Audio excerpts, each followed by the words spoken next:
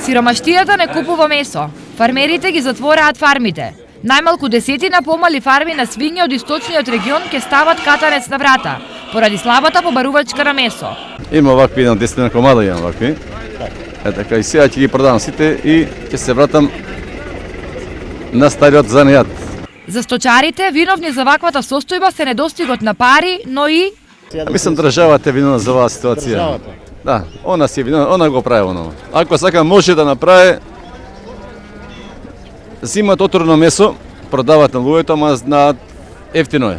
Во просек, килограм жива мера свинско фармерите продаваат од 90 до 110 денари. Цената според нив не е доволна да ги покрие ниту основните трошоци. Инаку во источниот регион вкупно има околу 400 фарми и 34.000 грла свињи.